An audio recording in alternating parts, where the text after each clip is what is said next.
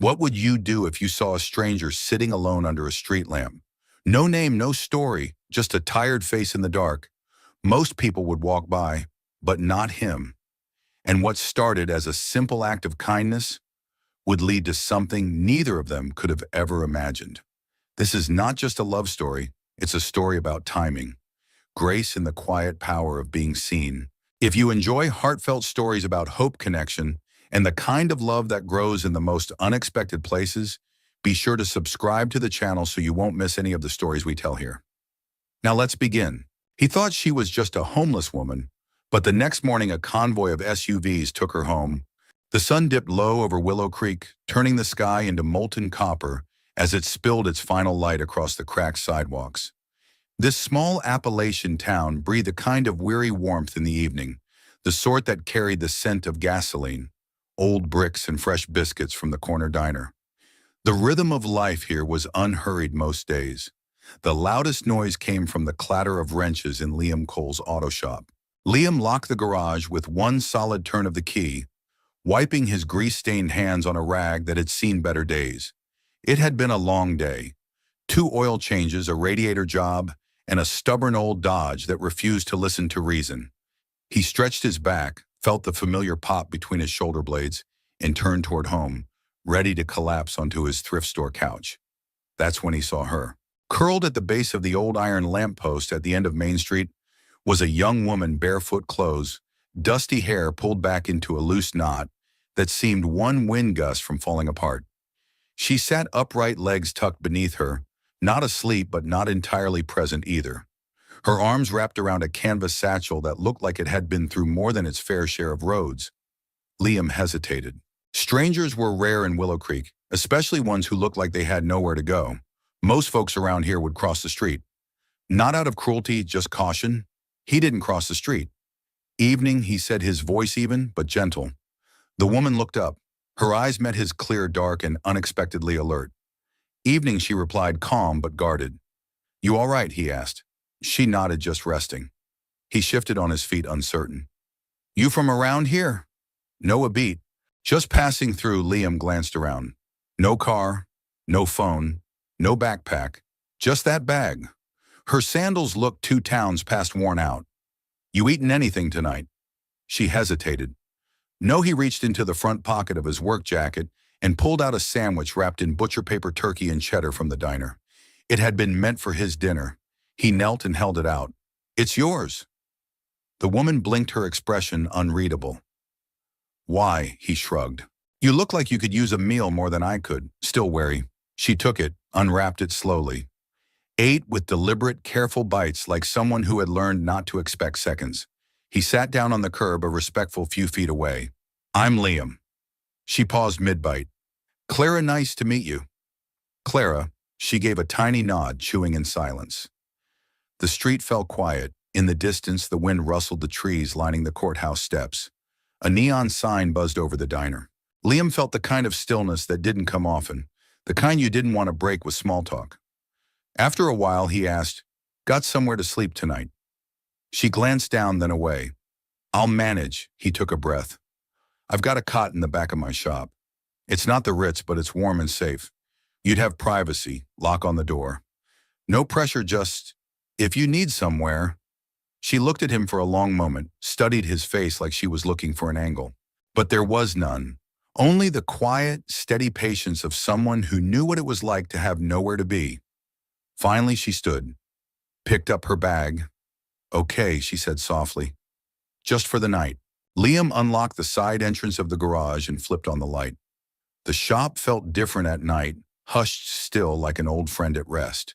He led her through the rows of tools and grease-slick floors to a small back room that doubled as his office, and when needed, a place to crash during late repairs. The cot sat in the corner, neatly made. There was a folded blanket, a spare pillow, and a floor lamp, casting a soft glow across the old linoleum. You can lock the door from the inside, Liam said. No one will bother you. Clara stepped inside. Her fingers brushed the edge of the desk, then the back of a wooden chair. She looked around as though it might all vanish if she blinked. Thank you, she said, her voice low. He nodded. I'll be out front if you need anything. As he turned, she asked, Why did you stop? He turned back because you look like you needed someone to. She said nothing more and he didn't press her. Later that night, Liam sat outside the shop, a steaming mug of coffee between his hands. The sky above was clear stars scattered like breadcrumbs across velvet. But his mind wasn't on the stars. It was on the girl in the back room. Something about Clara didn't add up. She didn't carry herself like someone used to sleeping rough. Her speech was too refined, her presence too composed. But he didn't need her story tonight. What mattered was she was safe-fed and not alone. He took a slow sip. Wondered if she'd be gone in the morning. Probably, but part of him hoped she wouldn't. Liam rose early the next morning, the same way he had for years. Dawn had barely stretched its fingers across the horizon, but he was already halfway through brewing a pot of strong black coffee in the tiny kitchenette at the back of his garage. Habit more than need moved him, but today wasn't just another day. He glanced down the short hallway toward the back room, toward the girl Clara. The memory of her sleeping form curled quietly beneath the old wool blanket lingered in his mind like morning fog. For a brief second, he wondered if she'd already gone. He walked quietly to the door and knocked gently. "Clara," he said softly enough not to startle her. No answer. Carefully, he turned the knob and peeked in. She was still there. Clara lay on her side, arms folded beneath her cheek, her chest rising and falling in steady rhythm. The early light touched the edges of her hair, giving it a faint bronze hue. The tension she'd carried last night seemed to have faded in sleep, if only slightly. He closed the door and let out a breath he hadn't realized he was holding. By the time the bell above the garage door jingled at 8 a.m., Liam had already changed the oil in an old Ford and restacked a set of tires. Mr. Bledsoe, a retired electrician, strolled in as usual for his Tuesday tire pressure check, talking about the rising price of bacon and his grandson's piano recital. Liam nodded in all the right places, but part of him kept listening for the creak of the back door. At 10:06 a.m. it came. Clara stepped quietly into the garage, blinking against the sunlight pouring through the open bay doors. She looked more awake, her hair tied back into something closer to intentional. Her canvas bag was slung over her shoulder, though it seemed she hadn't packed it up to leave morning. Liam said, keeping his tone light. Morning, she echoed, her voice clearer than the night before. He gestured to the counter beside the coffee pot. "Fresh brewed cream and sugar, if you want it." She hesitated only a second before pouring herself a mug. She sipped, grimaced, then added 2 spoonfuls of sugar. "You don't strike me as a sugar guy," she said, settling onto the step just outside the bay. Liam chuckled and sat beside her. "Not since high school football." They sipped in silence for a moment, the distant murmur of birds and the occasional car passing by. The only soundtrack. Clara glanced down the street. "It's quiet here, it is," Liam said. "Not much happens, but that's sort of the appeal." She nodded slowly. "Feels like a different planet." He looked at her, noting the way her eyes kept moving, always watching, always aware. Not jumpy, just trained, like someone used to being in rooms where silence could mean danger. "You got plans for today?" he asked gently. "Not really," she replied, then added with a small smile. "Unless you need help cleaning out that corner I tripped over last night." He smiled. "You're hired. I pay in leftover donuts and sarcastic company." By noon, Clara had reorganized half the tool cabinet. Liam worked beside her, occasionally pointing out which drawer belonged to which socket set. But she was fast efficient. He noticed her hands steady, confident. This wasn't the first time she'd handled tools, worked in a shop before he asked. "My grandfather had one," she said, tightening the lid on a jar of bolts. "He used to say a wrench was just a lever for solving problems." "Smart man," she smiled faintly. He was. That smile didn't linger long. It faded the way memories sometimes did too, tender to hold on to for too long. They broke for lunch. Chinese takeout from a place Liam swore by. Clara surprised him by knowing the menu by heart. "You've been here before?" he asked.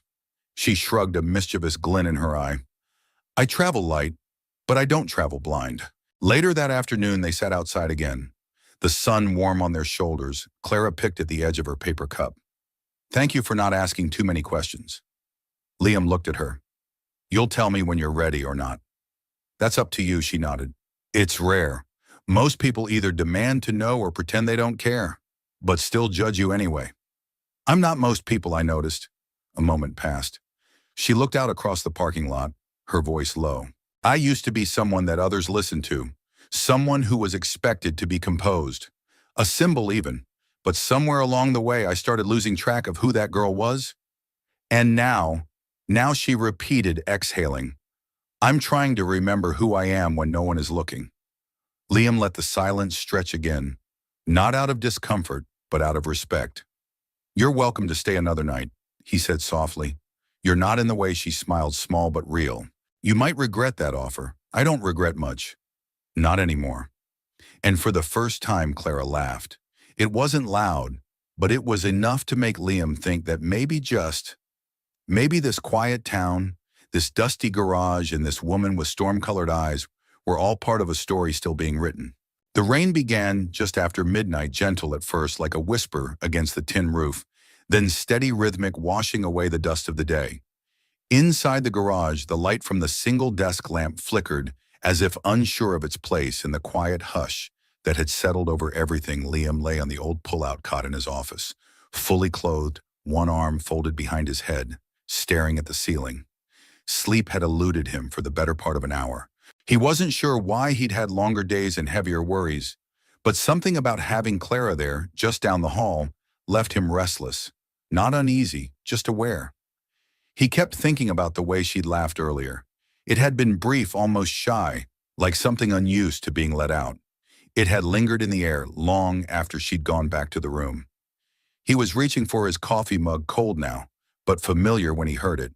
A sound, soft, muffled crying. It was barely audible beneath the rain, but distinct enough to make his breath catch. He rose quietly, walked down the hallway with measured steps, and paused at the closed door. He didn't knock, didn't call her name. He just stood there listening. Clara was crying, not sobbing, not the loud gasping kind. It was quiet, like someone trying not to cry, but losing the battle one tear at a time. He leaned against the wall, uncertain. What was the right thing to do? Knock, walk away, pretend he hadn't heard. Instead, he did what he'd always done. When the world didn't make sense, he reached for music. Back in the office, he flipped through the stack of old CDs in the drawer and chose one without thinking, Chet Baker, Almost Blue. He slid the disc into the stereo, lowered the volume until it was barely above a breath, and let the trumpet do the talking. The mournful melody drifted through the garage, wrapping itself around the silence like a blanket. The rain didn't stop, but it softened. The world for a few minutes felt tender. 20 minutes passed, then a soft knock. He turned to see Clara in the doorway, her arms folded across her chest, her eyes red but clear. I didn't mean to wake you, she said. You didn't, he replied gently. Chet Baker's been keeping me company. She gave a half smile and stepped inside, drawn by the sound my mother used to play this album. On Sunday mornings, she had good taste. Clara glanced around the room, her gaze landing on the cluttered desk, the aging coffee maker, the photo of Liam's parents tacked above the filing cabinet. You really live here? She asked. Sometimes when work runs late, or when I don't feel like going home to four walls and silence? She nodded as if she understood more than she let on. Silence can be loud. He gestured to the second folding chair across from his. Sit. She hesitated, then sat. For a moment, neither spoke. The music carried the weight of the conversation. Finally, she said, Do you ever feel like you disappeared before you even left? Liam looked at her. Yeah, I do. I used to be surrounded by people, she continued. Meetings, interviews, social events. I had assistants who scheduled my life down to the minute, but somehow in all that noise I vanished. He didn't ask for details. The pieces were starting to come together. Not the whole puzzle, but enough to sketch an outline. Clara wasn't just some woman down on her luck. She was someone who had once lived in a very different world, one she'd chosen to leave. Sometimes, Liam said slowly, the loudest place in the world is the one where no one actually hears you. She looked at him, then really looked, and there was something raw in her expression. Recognition. And maybe for the first time in a long while, relief. I didn't want to be rescued, she said quietly. I just wanted to be seen. You were. Clara's eyes shimmered, but she didn't cry again. Instead, she reached over and adjusted the volume on the stereo, letting the music fade into the background. I don't know what comes next, she said. You don't have to, he replied. You're allowed to just be here. They sat like that for over an hour, two people bound not by romance or need, but by the strange grace of shared stillness. No assumptions, no expectations, just breath and presence and healing. Eventually, Clara rose. I should get some sleep, Liam nodded. The cot's yours for as long as you need. She paused at the door. Thank you, Liam. He nodded. Anytime she walked back down the hall, her steps softer now. Steadier, he didn't follow. Didn't need to. He poured himself a fresh cup of coffee even though the hour made it foolish. But as he took the first sip, a strange warmth settled over him. Not from the drink, but from something quieter. From hope. And for the first time in a long while, Liam Cole didn't feel alone. The morning broke bright and cloudless, the kind of day that made Willow Creek look like a postcard town. Dew clung to the grass outside the garage, and the sun slipped through the clouds like honeybirds chirped over the low hum of Liam's air compressor as he checked the brakes on a dusty Silverado. Clara had stayed quiet since their late-night conversation. She'd returned to the cot, and when Liam woke hours later, she was still asleep, peaceful beneath the wool blanket. There was something different about her this morning, something more anchored. She emerged just after 8, holding a steaming mug of coffee and wearing a calmness that hadn't been there the day before. Sleep okay? Liam asked, glancing up from beneath the truck. Better than I have in weeks, she said. Thank you for last night. You needed quiet. I just had a room full of it. She smiled, and for a moment, it was just two people in an old garage sipping coffee and breathing a little easier. But peace, Liam knew, didn't always last. The sound came around 10:15 a.m., a low rumble at first distant, indistinct. Liam thought it was just another semi rolling down the state highway. But then the sound grew louder, sharper, more purposeful. Not one vehicle, but several tires on gravel engines, synchronized like clockwork. He stepped outside. 4 black SUVs were gliding down the narrow lane, polished to a mirror shine. Not local, not by a long shot. They rolled to a stop in front of the garage like a scene from a movie, deliberate, controlled, and out of place in sleepy Willow Creek. The windows were tinted, the license plates were out of state. Liam's instincts from his Marine days stirred uneasily. The driver's door on the lead SUV opened and a woman stepped out. She was in her 50s, tall and elegant, in a tailored gray suit. Her heels crunched lightly on the gravel as she surveyed the area with the cool detachment of someone used to being in command. Her eyes landed on Liam, then drifted past him into the garage. Clara, the woman called, her voice sharp, but not unkind. Liam turned. Clara had frozen behind him, her mug halfway to her lips. Her face drained of color. She didn't look shocked. She looked like someone who had been waiting for this moment and dreading it all the same. The woman stepped forward. Clara, thank God, we've been looking everywhere. Liam looked between them, confused. You know her. The woman gave him a quick once-over. I'm Meredith Hartley, Clara's godmother and legal counsel to her family. We've been searching for her for nearly a week. Liam blinked. Hartley, as in Hartley Innovations, as in the Hartleys.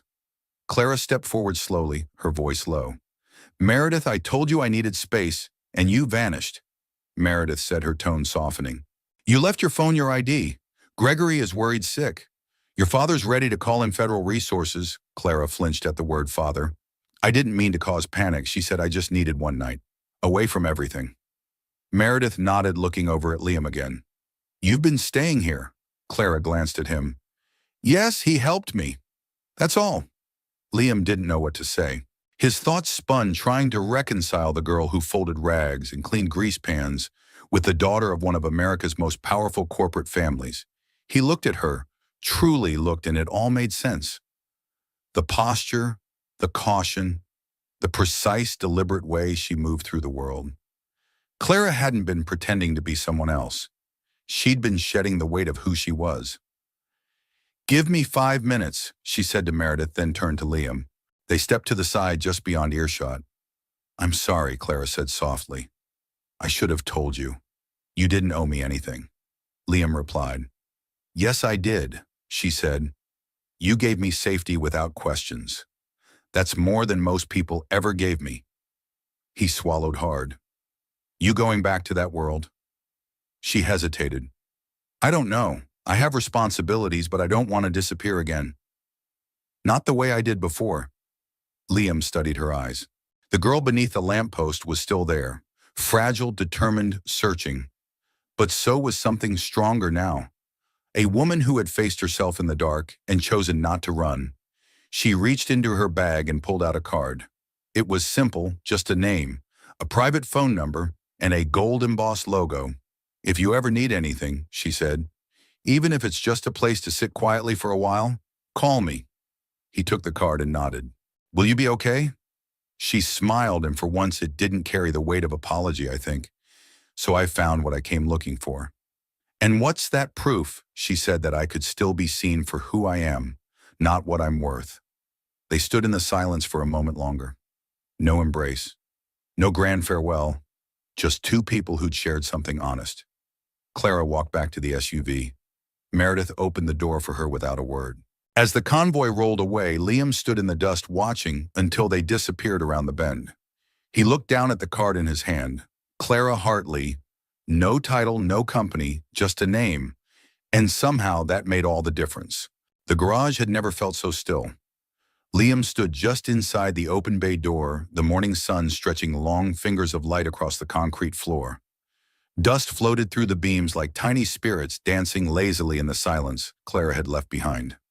He'd swept the shop twice, organized the tool wall, replaced the broken bulb in the back room, but nothing seemed to fill the space where her presence had quietly taken root. The cot was empty now, the wool blanket folded with care. A half-used bar of soap sat near the utility sink. Her coffee mug remained on the shelf by the fridge, still faintly smelling of vanilla cream. She hadn't taken the mug. Liam ran a hand through his hair and exhaled deeply. He wasn't sure what he expected. Certainly not a farewell parade, not even a handwritten note, but the simplicity of her departure. The quiet closing of a chapter felt like a string being gently pulled from his chest. He reached into the top drawer of his desk and pulled out the card she'd left, thick ivory stock, minimalist. Just her name, Clara Hartley, in elegant serif letters, a single number underneath. No corporate logo, no job title. Just her. He traced the edge of the card with his thumb. She'd given it to him like a life raft, or maybe like a key. But he hadn't called. He wasn't sure he ever would. The days passed slowly, but with a rhythm Liam knew well. Brake jobs, oil changes, tire rotations. Old man Bledsoe still came in every Tuesday morning. Ruthie from the bakery dropped off lemon bars on Thursdays, the way she had since 2016. Everything went on as usual, except it didn't, because Clara's presence had shifted something subtle but undeniable in him. She'd arrived like a question mark, uninvited, unexplained. And in the span of a few nights, she had reminded him of things he'd quietly stopped believing. In grace, vulnerability, second chances. He found himself reaching for jazz in the evenings, something he hadn't done in years. Found himself pausing to watch the sky turn orange at dusk. Found himself wondering sometimes aloud what she was doing at that exact moment. One rainy afternoon, about a week after she left, Liam was under the hood of a sputtering Buick when a courier van pulled into the lot. A young guy hopped out and handed him a small package. No return address. Inside was a book, The Places That Scare You by Pema Chodron. Tucked inside the front cover was a yellow post-it note. Thought you might understand this better than most? Thank you for not trying to fix me. See, no phone number, no forwarding address. Just that. He held the book for a long moment. Then he sat on the stool by the workbench and started reading. That night he dug through a dusty box in the attic of the garage, one he hadn't touched in years. Inside were photos his parents at their wedding, his high school football team, a blurry Polaroid of him in uniform standing beside his father's Chevy. And buried beneath it all, a journal. He flipped it open. It hadn't been touched since his return from deployment. The entries were brief, clipped, more like survival reports than reflections. He stared at the blank page at the back. For the first time in a decade, he picked up a pen and wrote, "A woman came to the shop. She didn't ask for help. She didn't want to be saved. She just needed to be seen. I didn't do much, but maybe that was enough." The following Sunday, Liam did something he hadn't done in years. He closed the shop for the day. He drove out of town in his old pickup, taking the winding roads through the hills where the maples were just beginning to turn. It was the kind of drive Clara would have liked, open windows, no destination. the road humming beneath the tires like a low, thoughtful song. At a lookout point above the valley he parked, got out, and stood in the breeze. From here the world looked wide and full of unknowns. Liam pulled her card from his wallet and stared at the number he didn't dial, but he didn't throw it away either. Instead, he folded it into the journal he now carried in the glove box. Not a goodbye, not a beginning, just a placeholder for whatever might come next. Back in town, the sun was beginning to set. He turned onto Main Street just as the lamplights flickered on. The same post where Clara had sat that first night still stood rusted and stoic. He slowed the truck, watched the way the light pooled around the base. For a second he could almost see her there. Legs folded, eyes steady, the whole world sitting silent in her gaze. Liam smiled. Sometimes people leave without warning. Sometimes they leave behind more than they know. It started with a check. An actual check, folded in a plain white envelope, slipped through the mail slot in the garage door on a Tuesday morning just before sunrise. No name, no return address, just for services rendered. Written in neat, almost old-fashioned script, Liam turned the envelope over in his calloused hands. Wary at first, it wasn't uncommon for customers to drop off payment after hours, but this felt different. He opened it slowly, $5,000. He blinked, looked again. $5,000. For what? The handwriting wasn't familiar. The envelope was unmarked. He had no recent invoices that matched anything near that figure. It made no sense. He set it on his desk, staring at it like it might reveal some hidden message if he waited long enough. But there was nothing. No explanation, just the check, pristine and unsettling. For a moment he thought of Clara, the way she'd walked back to that convoy of SUVs without a word of complaint, the way she had looked at him that last morning like she wanted to say something more but couldn't. He slid the check into the drawer beneath her coffee mug and left it there. By Friday, the phone calls began. Not customers, not the usual locals needing their mufflers, patched or brakes replaced.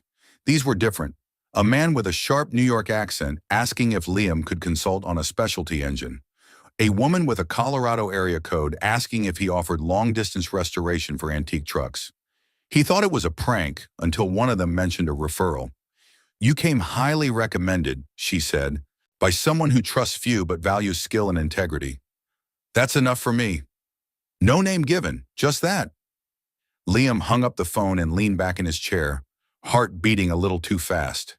What the hell was going on? 2 weeks later, a letter arrived. This time it bore a letterhead, Hartley Innovations. His pulse quickened as he opened it. "Dear Mr. Cole, we've recently expanded a new initiative focused on partnering with independent mechanics for sustainable design research. Your name was submitted with strong personal endorsement. We would like to invite you to tour our R&D facility and discuss possible collaboration. Transportation and accommodations will be provided. Warmly, Melinda Rowe, Chief Strategic Development Officer." No mention of Clara, no details, just an invitation that felt too large for his simple life. Liam read it twice, then folded it carefully and slid it next to the check in his drawer. He didn't call. Not yet. That weekend, Ruthie from the bakery stopped by to drop off her usual box of lemon bars. She leaned against the doorframe, watching him work beneath the hood of a Chevy that had seen better decades. "You've been quiet lately," she said. "I'm always quiet, no," she said, waving a finger. "This is a different kind of quiet, like something's brewing in that big head of yours." Liam chuckled, closing the hood. Just thinking about her. He froze, looked up slowly. She came into the bakery. "You know, the morning after she left your shop, bought a muffin, paid in cash, and thanked me like she was royalty. Didn't say her name, but I remember her eyes, and the way she looked at you when she asked for directions." Liam didn't respond. He didn't have to. Ruthie crossed her arms. "You gonna call her?" He wiped his hands on a rag. "It's complicated. She left something behind," Ruthie said. "Maybe on purpose, maybe not. But that kind of presence, someone who changes the air around you like that, it's worth following up on." She left him the lemon bars and a quiet knowing. That night, Liam sat at his desk long after the garage had gone dark. The check. The letter, Clara's card. It felt like the universe was leaning toward him, waiting to see if he'd lean back. He thought of his father, how he'd worked the same garage until the very end, too proud to ask for help, too scared to believe he could be anything more than what his hands could build. Liam had inherited the hands, but maybe not the fear. He pulled out Clara's card again, ran his fingers along the embossed letters. No fanfare, no pressure, just her name. Simple like the woman herself. He opened the drawer and looked at the letter once more. Then, almost without realizing it, he picked up the phone. His voice when he spoke was steady. "Yes, this is Liam Cole. I'm calling about the invitation." He didn't sleep much that night. The decision sat in his chest like a new engine, foreign but promising. In the quiet, he remembered Clara's words. "I used to be someone people listen to. I want to remember who I am when no one's watching." Now maybe it was his turn not to be watched but to become someone worth listening to. The Hartley Innovations campus didn't look like a place that built machines. It looked like a place that invented futures. Nestled on 50 acres outside Charlotte, the buildings were all glass, steel, and serenity. Sculpted pines lined the entrance road. The reception hall had a reflecting pool that mirrored the sky. Liam Cole, dressed in his cleanest jeans and a freshly pressed shirt, felt like a misplaced wrench in a showroom. He parked his truck in the visitor lot where sleek electric sedans gleamed like digital wolves and stared for a long moment before stepping out. The valet eyed him curiously but took his keys without comment. Inside, the lobby was silent save for the trickle of a stone fountain and the rhythmic ticking of an analog clock. The receptionist, a young man with sharp glasses and an earpiece, smiled politely. "Mr. Cole, right this way. Ms. Rowe will meet you in the glass room." He followed. The building's halls curved and gleamed. Offices behind translucent partitions whispered of power and innovation. Whiteboards scribbled with chemical formulas. Engineers in casual suits debating algorithms. Liam walked past them like a ghost from another world. The glass room was just as it sounded, floor-to-ceiling windows overlooking a private lake, minimalist decor, soft lighting. A woman in her 40s rose to greet him. "Mr. Cole, it's a pleasure." She extended her hand. Melinda Rowe. Her handshake was firm, her smile practiced. She gestured for him to sit. "We're grateful you accepted the invitation." Liam nodded, scanning the room for anything familiar. "I wasn't sure I belonged here." Melinda tilted her head. "Someone very persuasive assured us that you do." He said nothing, but his hand drifted unconsciously toward the pocket where Clara's card still lived. Melinda tapped a digital tablet and brought up a design schematic on the wall screen. It was a prototype, compact, efficient, clearly a next-generation engine. "We're exploring a line of utility-focused electric vehicles for rural and industrial use. We've found that most engineers don't understand what small-town mechanics really deal with. We want someone who does, and you think that's me?"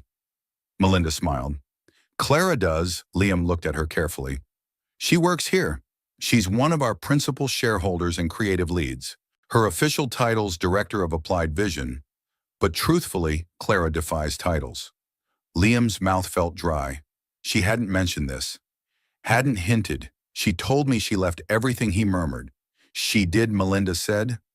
"But she's not the type to abandon responsibility. She just needed to disappear long enough to remember why she started all this in the first place." Liam exhaled slowly. "You're not here because you're a mechanic," Melinda added. "You're here because you treated her like she was no one special." That meant everything. He sat back, unsure what to say. Melinda rose gently, placing a folder in front of him. "It's just a conversation, Mr. Cole. If you're open to it, we'd love to hear your ideas. If not, no hard feelings. We'll still be grateful for the part you played in bringing Clara home." The rest of the day passed in a blur of polite questions, technical discussions, and a tour of the facility. They showed him their fabrication lab, the sustainability center, the test track. At every turn, someone mentioned Clara.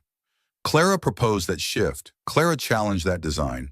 Clara insisted we meet with people who actually get their hands dirty. He saw photos of her on display walls at conferences and factory meetings, kneeling beside a concept engine in work boots and gloves. There was no vanity in her image, only focus, leadership, resolve. It unsettled him, not because she hadn't told him, but because now he understood the weight she had carried in silence. That night in the guest suite, they provided modern, spotless too. Quiet, Liam stood at the window and looked out over the moonlit campus. Somewhere in this place, Clara had forged an empire of ideas. And yet when she needed refuge, she had chosen a garage floor and a sandwich wrapped in butcher paper. He reached into his jacket and pulled out the card again. Clara Hartley. The name no longer felt distant, no longer felt like a secret. It felt like a promise. The next morning as he prepared to leave, Melinda met him in the front lobby. "She's in Building 4, she said, nodding toward a separate wing workshop level. "You can stop by if you want." Liam hesitated. "Thank you," he said, "for everything." He didn't go to Building 4. Not yet. Instead, he walked out into the sunlight, keys in hand, and got into the only truck in the lot that bore rust along the fenders. As he pulled away, he looked once in the rearview mirror. No towers, no steel, just sky. He wasn't running. He was thinking, and for the first time in a long time, the possibilities ahead of him didn't feel overwhelming. They felt earned. The invitation came a week later, not through a formal letter or courier, but as a simple text message. 7 words long. "Will you be at the unveiling tomorrow?" No signature, no flourish. But Liam knew he didn't need the number saved in his phone to recognize the quiet certainty of Clara's voice in his mind. He stared at the screen for a full minute before typing his reply. "I will." The unveiling took place at the Hartley Innovations Outdoor Pavilion, a sweeping open-air structure with clean glass lines and a panoramic view of the wooded valley below. It was less a building and more a statement. Here the future breathes. Rows of white chairs line the stage, each bearing a minimalist folder embossed with the company's logo. Engineers, investors, journalists, and a handful of military officials filled the space, murmuring about prototypes and supply chains. Liam stood near the back, uncomfortable in the borrowed sport coat and polished boots they'd sent over. He'd left his wrench-stained clothes at the hotel, but not the part of himself that felt more at home beneath a hood than under a spotlight. Still he stayed. When the lights dimmed and the murmurs quieted, a soft piano track rose from hidden speakers. A massive screen blinked to life behind the stage. The company's newest initiative filled the screen in bold white letters, "Hartley Ground, designed for those who build." What followed was a series of short clips: farmers navigating muddy roads in pickup trucks, construction workers hauling gear through tough terrain, mechanics diagnosing faults on the fly, all narrated by a quiet, steady female voice. It wasn't Clara's voice, but it spoke like her, measured, compassionate, unassuming. Then the video cut to black, and for a moment everything held still.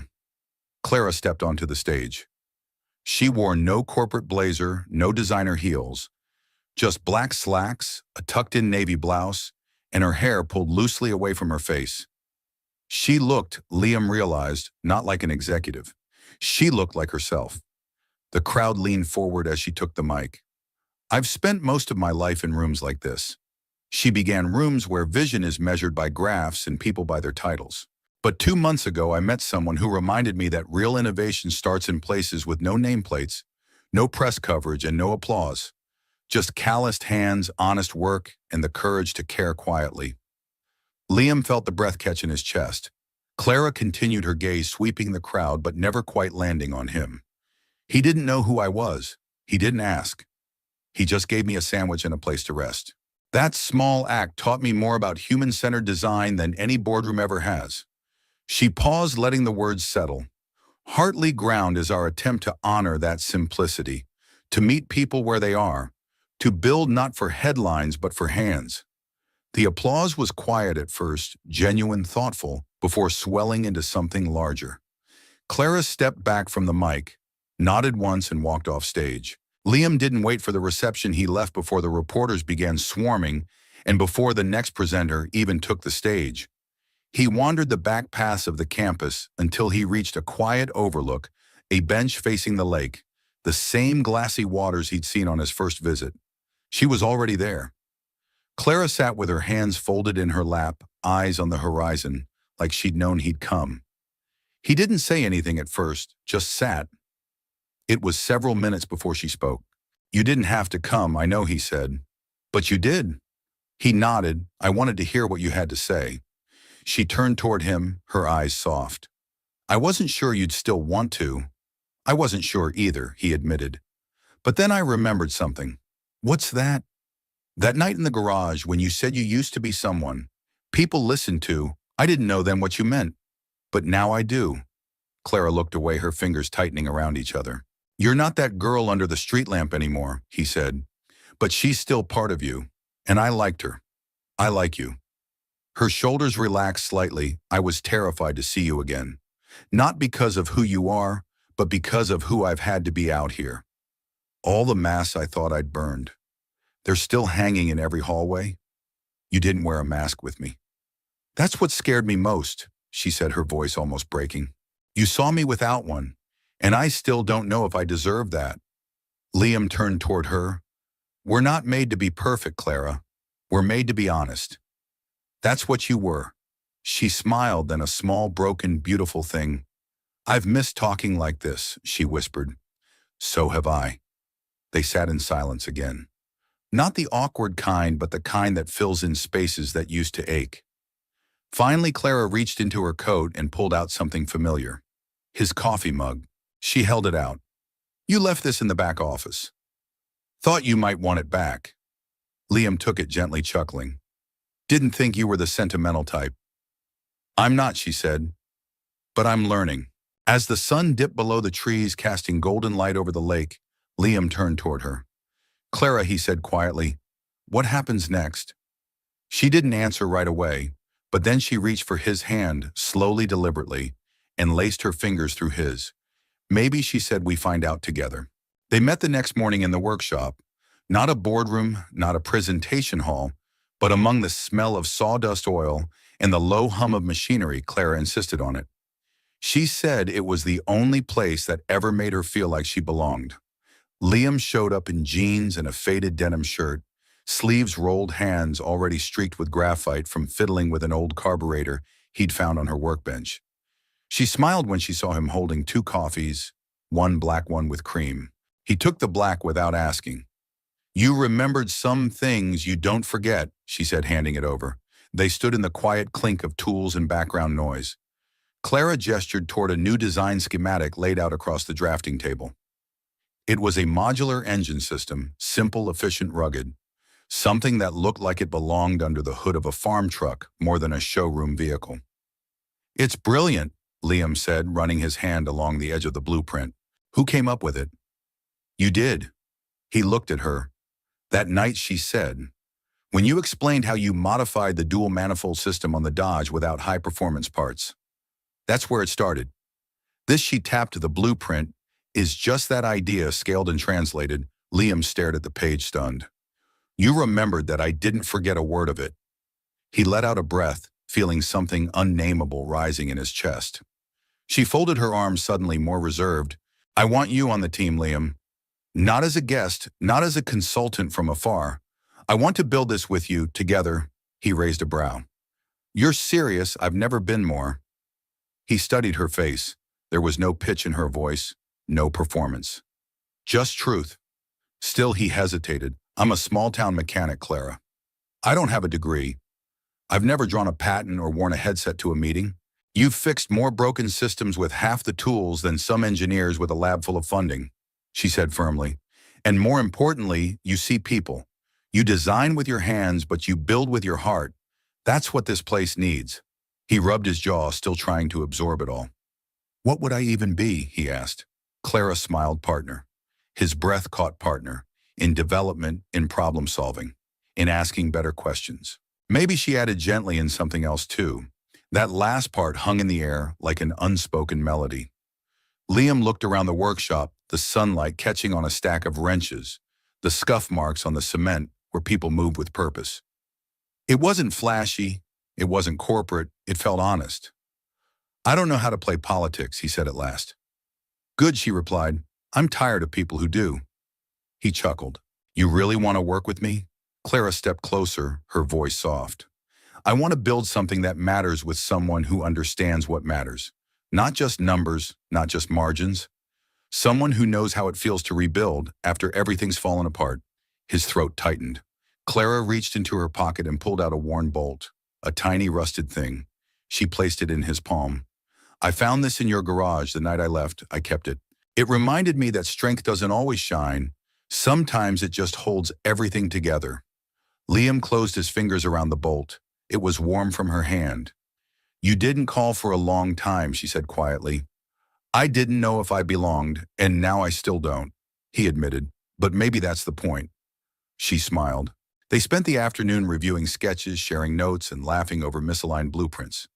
At one point, Clara reached for a pencil at the same time he did, and their hands met. She didn't pull away, neither did he. When dusk began to settle, she walked him to the front steps of the building. The sun was melting into the horizon, leaving the sky blushed and golden. Liam, she said, turning toward him, this doesn't have to be about work. I mean, it can be, but it doesn't have to stop there. He studied her face the way the light caught in her eyes. I never asked you for anything. She said, not even your name that first night. But now I'm asking. For what? For a chance, she whispered, to build something real. Liam stepped forward, his voice quiet. Then let's build slow, he said. Let's build it right. She nodded, and for the first time, their story wasn't about rescue or refuge or survival. It was about creation. The first argument came over a bolt. More specifically, over the placement of a tension bolt in the prototype's front suspension housing. Liam insisted on an angled bracket to allow for field adjustments. Clara preferred the sleeker fixed design cleaner, more elegant but harder to modify without specialized tools. They stood over the workbench blueprint between them, tension rising with each sentence. It needs to be adaptable. Liam said, voice level but firm. Out there, things break. People don't always have the luxury of precision tools or climate-controlled garages. And if it's over-engineered, Clara shot back, you lose efficiency, cost goes up, the system becomes harder to scale. It's not about scale, he countered. It's about who we're building it for. The guy under a tree with grease on his hands and no time for perfect. She paused, breathing through her frustration. Then, without warning, she stepped back and nodded. You're right, she said. Liam blinked. I forgot what this was about, Clara admitted, her voice softer now. Not the investors, not the launch. The people. Liam exhaled. We're not designing for the boardroom. She met his gaze. That's why I need you here. It wasn't the last disagreement. There were more over timelines, materials, whether or not the early engine test should be fielded with minor imperfections or held back for polish. But each clash revealed something deeper. Clara brought vision, systems, scope. Liam brought grounding, function, heart.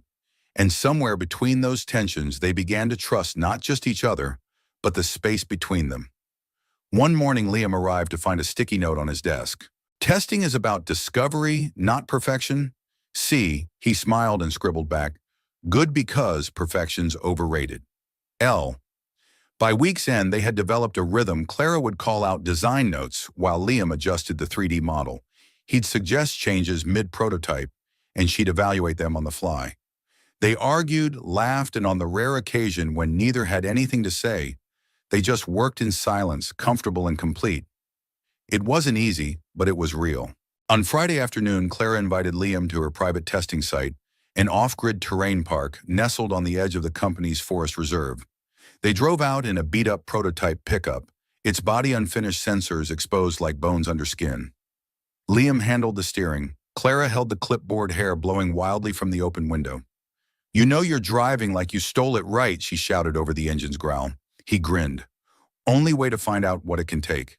The truck lurched over a rocky incline, rattling but holding.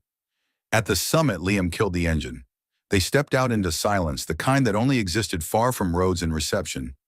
Clara leaned against the hood, her blouse streaked with dust, clipboard abandoned in the cab.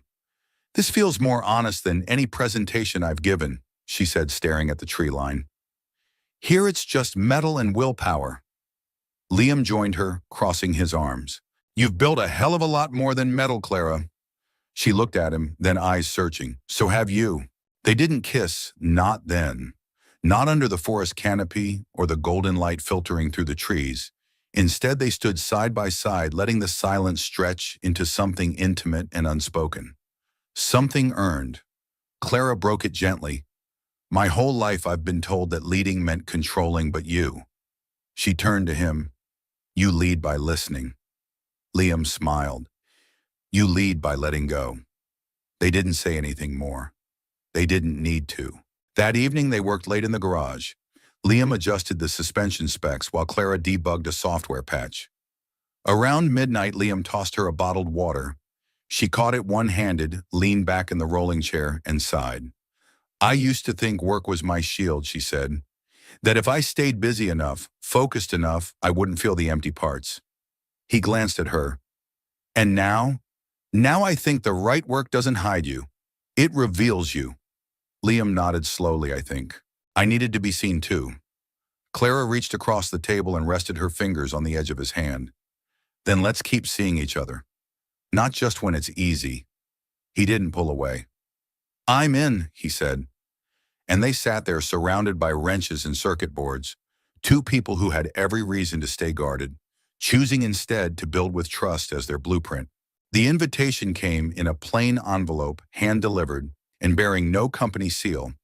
Just a small return address in handwritten, cursive, Hollow Creek Children's Shelter. Clara placed it on Liam's desk with a gentle tap. They asked if we'd be willing to visit, talk to the teens, show them what real-world innovation looks like. Liam looked up from the engine sketch he was modifying. You mean you want me to teach kids how to replace a timing belt? Clara smiled. Maybe, or maybe just let them see that not everyone who creates things starts in a tower of glass and steel. He studied her for a moment. You've been there before? She nodded. My mother used to take me every Christmas. It was her way of reminding me that life outside our gates didn't revolve around shareholders or status APAWs. She passed when I was 19. I never went back. Liam softened. Let's go. They arrived the following Saturday driving the prototype pickup. Its body now painted, its interior unfinished. Clara insisted they leave it that way. Let them see the process, she said. Not just the polish. The shelter sat on the edge of a wooded property, a modest one-story building with bright murals covering its aging brick walls. Kids milled about the yard as they pulled in, some laughing, some guarded, all curious. Inside, a wiry woman with silver hair and warm eyes met them at the door. Clara Hartley, she said with a knowing smile. Didn't think I'd see your face again. Clara embraced her. It's good to see you. Louise. Louise turned to Liam. You must be the mechanic who doesn't know he's a teacher yet. Liam smiled, shaking her hand. I'm just here for the spark plugs. She winked. They're in the back, but first you've got an audience. The audience was a dozen kids ages 8 to 17, seated in a makeshift classroom with folding chairs and wide eyes. Clara stood in front. Liam beside her, feeling entirely out of his depth. Clara started simply, This is Liam. He's a mechanic, a designer, and though he'll never admit it, an inventor. Liam cleared his throat. I just fix things that don't want to work. The kids chuckled. Over the next hour, Liam demonstrated how a crankshaft worked using a broken bicycle, a string of washers, and 2 plastic cups. Clara explained how ideas become sketches and sketches become machines. But it wasn't the content that mattered. It was the energy. The kids asked questions. They laughed when Liam couldn't remember the name of a particular valve and called it the angry tube. They listened when Clara told them they didn't need money or degrees to start building, just curiosity, and the guts to fail.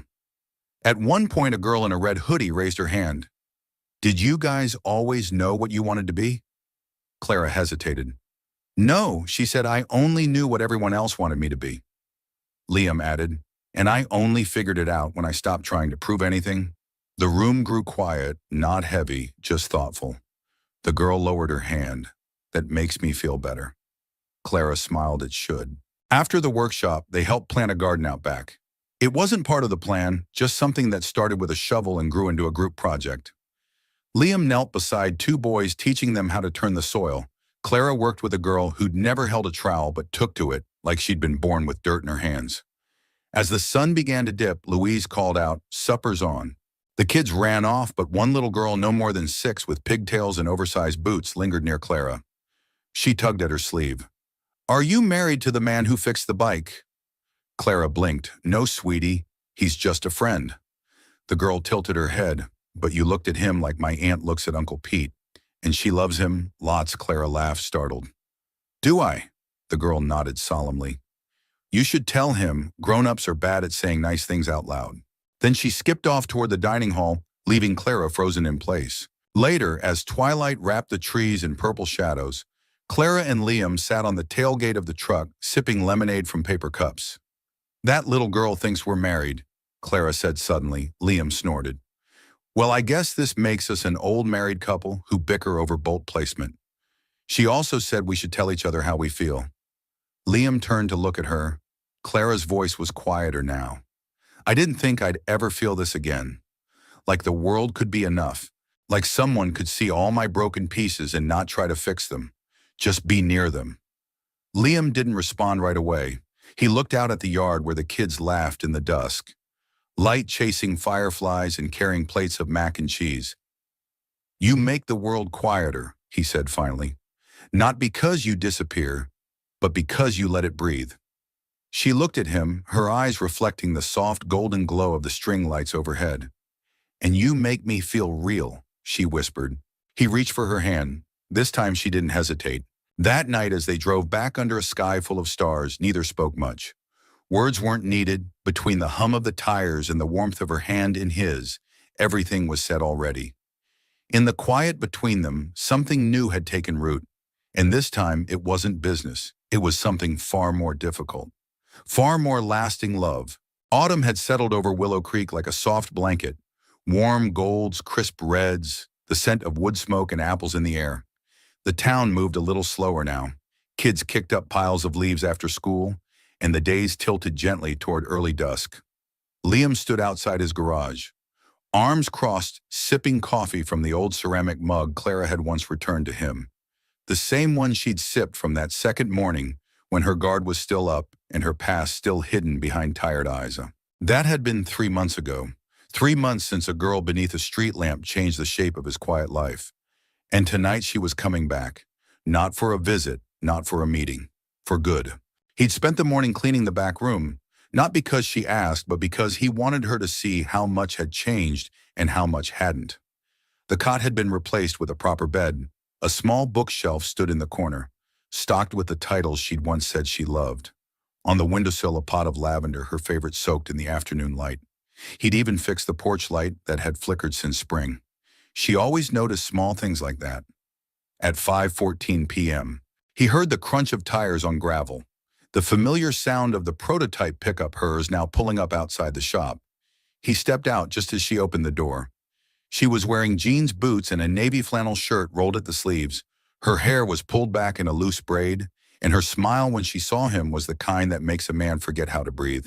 "You're late," he teased, folding his arms. She walked up to him and pressed a kiss to his cheek.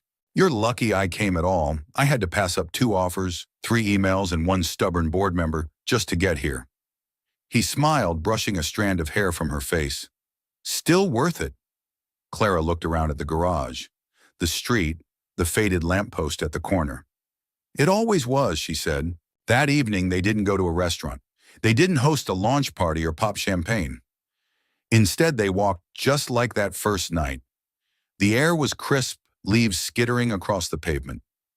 Liam carried a paper bag with 2 turkey sandwiches and a thermos of coffee. Clara tucked her arm into his, their footsteps unhurried, their silence full. They reached the old lamppost just as the sun dipped below the hill. The light buzzed on with a soft hum, casting a familiar glow over the sidewalk. Clara stopped, looked down at the base of the post, where she'd once sat with a bag and no plan. "I was so lost that night," she whispered. "I wasn't running from anyone. I was running from myself. And you stopped here." Liam said, "She turned to him because you didn't look away." He took her hand and lowered himself to sit beside her, right on the sidewalk. She laughed and joined him, knees tucked close, just like before. He opened the bag and handed her a sandwich. She took it, grinning. "You really are a creature of habit." Only when the habit's worth keeping, they ate in silence for a moment, watching the town settle into twilight. Lights flickered on in distant windows. A dog barked down the street. Somewhere a train rumbled softly through the hills. Clara leaned her head on his shoulder. "You know," she said, "we could start something right here." He raised a brow. "Start what, a tradition?" "Every year we come back to this spot, same sandwiches, same lamppost. Just to remind ourselves where it all started." Liam smiled. "And if it's raining, then we sit here wet and grateful." He laughed and kissed the top of her head. Deal. The next morning, they opened the garage together. Not as business partners, not as CEO and consultant, but as two people who had chosen to build a life out of something no company could manufacture: trust, compassion, and a second chance. Customers came and went. Kids from the shelter stopped by to see the prototype again. Ruthie from the bakery brought cinnamon rolls for the newlyweds, even though they weren't not yet, but soon maybe. Clara set up a small design studio in the back office, sketching ideas while Liam worked the lifts. They shared tools, stories, and occasionally silent frustrations, because they were human and because they were honest. But at the end of every day, they sat together on the front step, no matter how long the hours, no matter how tired their bones, together. One evening, as golden light spilled over the mountains, Liam reached into his pocket and pulled out a ring. Simple silver, no diamond, just a band with a single engraving inside: "Scene chosen home." He didn't kneel. He didn't need to. Clara looked at him, eyes wide, heart open. "Yes," she said, before he even asked. And just like that, the girl beneath the street lamp became the woman who would never have to run again. And the man who once thought he had nothing to offer became the reason someone believed in beginnings again. They didn't promise perfect, they promised presence. And under the quiet glow of that old lamp, they began their forever. We'd love to hear from you.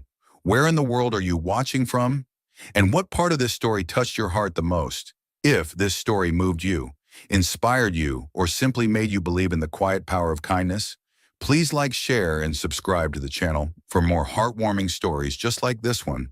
From the bottom of our hearts, thank you for watching and for being part of this community. See you in the next story.